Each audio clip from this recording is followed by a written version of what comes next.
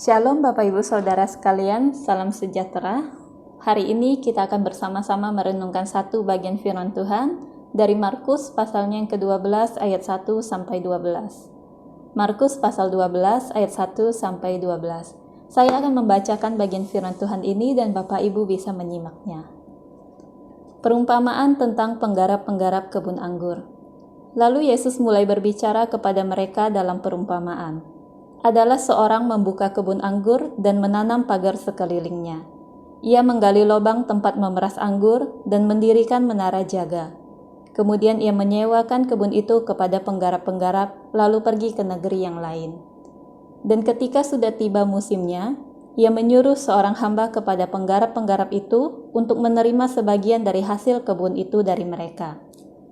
Tetapi mereka menangkap hamba itu dan memukulnya, lalu menyuruhnya pergi dengan tangan hampa. Kemudian ia menyuruh pula seorang hamba lain kepada mereka. Orang ini mereka pukul sampai luka kepalanya dan sangat mereka permalukan. Lalu ia menyuruh seorang hamba lain lagi, dan orang ini mereka bunuh, dan banyak lagi yang lain. Ada yang mereka pukul dan ada yang mereka bunuh. Sekarang tinggal hanya satu orang anaknya yang kekasih. Akhirnya ia menyuruh dia kepada mereka, katanya, "Anakku akan mereka segani." Tetapi penggarap-penggarap itu berkata seorang kepada yang lain, "Ia adalah ahli waris, mari kita bunuh dia, maka warisan ini menjadi milik kita." Mereka menangkapnya dan membunuhnya, lalu melemparkannya keluar kebun anggur itu. Sekarang apa yang akan dilakukan oleh tuan kebun anggur itu? Ia akan datang dan membinasakan penggarap-penggarap itu, lalu mempercayakan kebun anggur itu kepada orang-orang lain.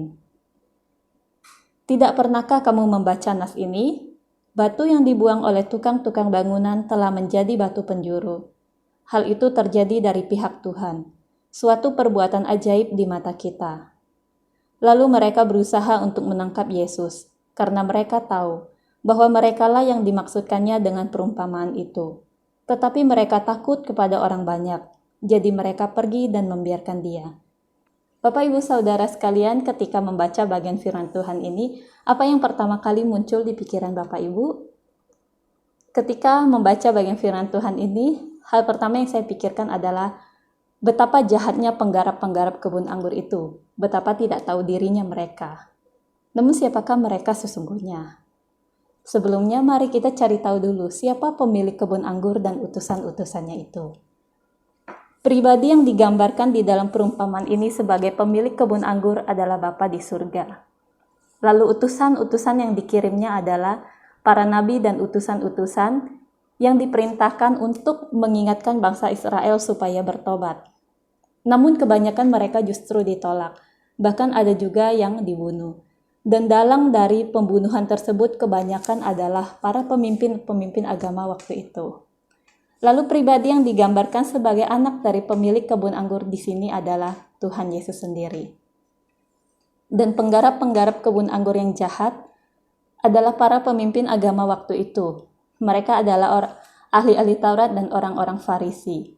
Mereka jugalah yang dimaksud oleh Tuhan Yesus di ayat ke-12 yang ingin menangkap Tuhan Yesus. Awalnya mereka datang pada Tuhan Yesus untuk bertanya tentang kuasa mana yang Tuhan Yesus pakai ketika Tuhan Yesus melakukan mujizat. Kita bisa lihat di perikop sebelumnya. Setelah itu Tuhan Yesus menyampaikan perumpamaan ini. Dan ketika mendengarnya mereka tersinggung. Karena mereka tahu yang Tuhan Yesus maksud dengan penggarap-penggarap kebun anggur yang jahat adalah mereka. Karena itu mereka ingin menangkap Tuhan Yesus. Sebenarnya para pemimpin agama waktu itu adalah orang-orang yang dianggap saleh. Mereka adalah orang-orang yang rajin beribadah dan rajin melakukan kewajiban agama. Mereka memberi perpuluhan, mereka berpuasa, dan lain sebagainya. Namun mereka bukanlah orang-orang yang sungguh-sungguh mengenal dan mengasihi Tuhan. Dari mana kita tahu? Karena kalau mereka orang yang sungguh-sungguh mengenal dan mengasihi Tuhan, mereka tidak mungkin menolak utusan-utusan Tuhan atau bahkan membunuhnya. Karena jika mereka benar-benar mengenal dan mengasihi Tuhan, mereka juga tidak mungkin akan menolak Tuhan Yesus. Bahkan kalau mereka benar-benar mengenal dan mengasihi Tuhan, Tuhan Yesus tidak akan perlu menyampaikan perumpamaan ini. Bapak Ibu Saudara sekalian, dari kehidupan para pemimpin agama waktu itu, kita diingatkan bahwa di atas melakukan berbagai kewajiban agama, yang terpenting adalah mengenal dan mengasihi Tuhan. Karena rajin melakukan kewajiban agama, belum tentu menunjukkan seseorang benar-benar mengenal atau mengasihi Tuhan. Tetapi orang yang benar-benar mengasihi dan mengenal Tuhan, pasti akan rajin beribadah dan rajin mencari Tuhan.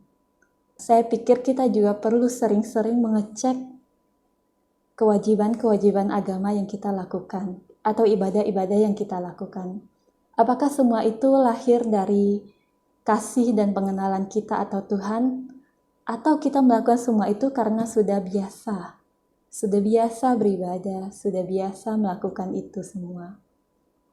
Jika kita merasa kita melakukannya karena sudah biasa, mari kita mohon Tuhan tolong kita.